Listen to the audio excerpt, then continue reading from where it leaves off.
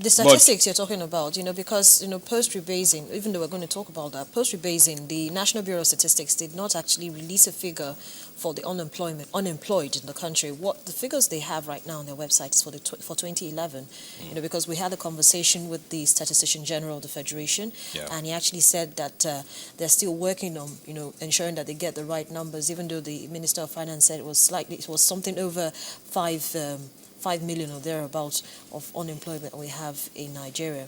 Well, I need to commend the Statistician General, because he's doing a very good work. Before now, when you're even discussing the Nigerian economy, you have to generate your own statistics. In other climes, the government provides the statistics for you to measure its performance. And it's all to tell you how non-responsive, I don't want to use the word irresponsible, the government is, but it's definitely the government is non-responsive. But we thank the Statistician General for a lot of good work he's doing. Well, if the figure they've made available is for 2011, there are figures from some other sources. Development partners, they publish their own figures, agencies of the World Bank, UNDP, etc. So we have access to other sources of statistics, and the picture about unemployment is very gloomy. It's very, very sad. And the issue of unemployment is very sad. Again, it tells you how unimaginative the government is. Based on the budget that's just been passed. Based on the budget and activities. Let me give you some examples.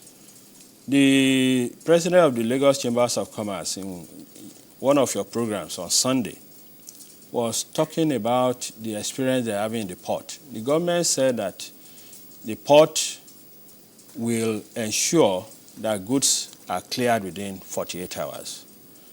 But the president of the Lagos Chambers of Commerce was saying on that program that the business, the private sector, the organized private sector is still experiencing in excess of 4 weeks to clear goods at the port. These are things that affect economic activity. These are things that have effect for employment. Okay, let me give you another example. We have about 500,000 police in this country. The military, I don't know. Maybe they are 150, maybe they are 100,000. They use uniform. They use boots. Go to Ojota or go all over Nigeria. There used to be shoe manufacturing companies employing large numbers of Nigerians. What are they doing? They are warehouses now for imported goods. If the government decides that all the uniform forces in this country must be purchased from Nigerian textile manufacturers, you can imagine the amount of employment it's going to create. You don't need to go. This is not, it's not rocket science. It's just common sense. And this is what other nations do, even as advanced as America, as advanced as Japan. What they do is to encourage consumption of homemade materials and goods. But in our own case, in fact, there was an argument about 2 years back when one of the ministers said he's going to buy trash bins, all these big plastic trash bins, and the minister was saying all of them will be imported. And the plastic manufacturers were engaging. I mean, it's common sense. Well, Mr. Sanda, let's now look more closely at this budget. The budget is predicated on a GDP growth rate of about 6.5%. Yes. But now, post-rebasing of GDP, yes, is this number still realistic? Well, I mean, it tells you that there is need to redouble the efforts, because if you calculated your growth based on a figure X, and all of a sudden that base has increased by about 80%.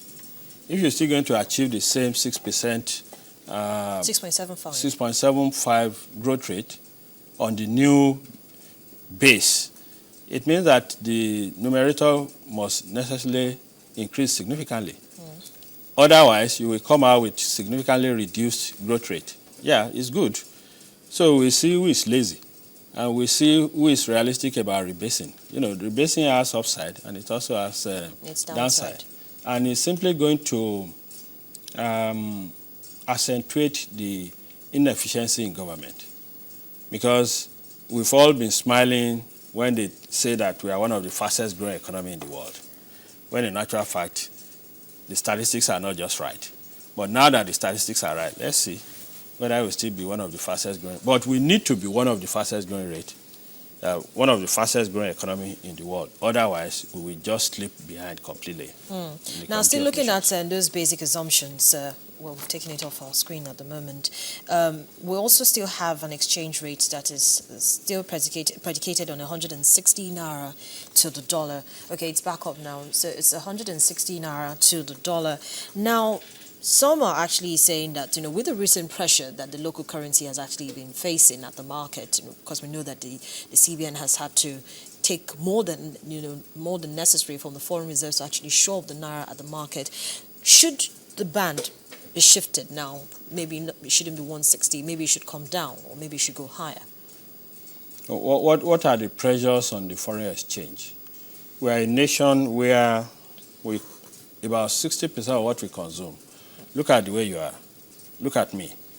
There's hardly anything I put on that is not foreign-based. Even the soap you use in taking your bath, the chemical that is used to produce it is imported. But I beg to differ there, Mr. Sanda. Most of what we wear right now, at least it's, even though most of the textile factories are closed, there's still some that operate, and so you can still get material from there. I don't think you should go there. Okay. Look at what you are wearing and what I'm wearing. Everything is imported. And that's the pressure on the foreign exchange. I would say that the tide cannot be turned if we have a creative and imaginative government. The Minister for Industries, Trade and Investment came up with a policy, industrial policy, early in the year. We've had all kinds of policies in the past. But the gap between what we want to do and what we do is ever so wide in this country. And if the government is able to address that, I think it's going to help us a lot. So the foreign exchange in the short run, naturally, there will be pressure, and there could actually be, of course, right now, in the parallel market, the foreign exchange is about around 71, around 72 to the dollars. At the interbank, it's about 161. So in the short run, I don't think there's much that can be done, because you cannot change the equation about how much foreign exchange you earn ever so quickly, maybe in 3 months, in 6 months. But if the government starts to think right from now, maybe in another 18 months, we'll be better off. We'll be able to defend an exchange position. But if we are not able to defend it, because it has implications for some other things. For instance, foreign investors who cannot operate in an environment of stable exchange rate will be reluctant to bring their money here. Because if you bring in $1 at an exchange rate of around 60, and when you want to repatriate the remuneration to the dollar you've invested there, it's 170 or 180. Even if you make huge naira profit, in real terms of the currency in which you brought, to invest, it will be a loss to you. So the government will need to, it's a major parameter that the government needs to track very well. And as I said, none of these things are rocket science.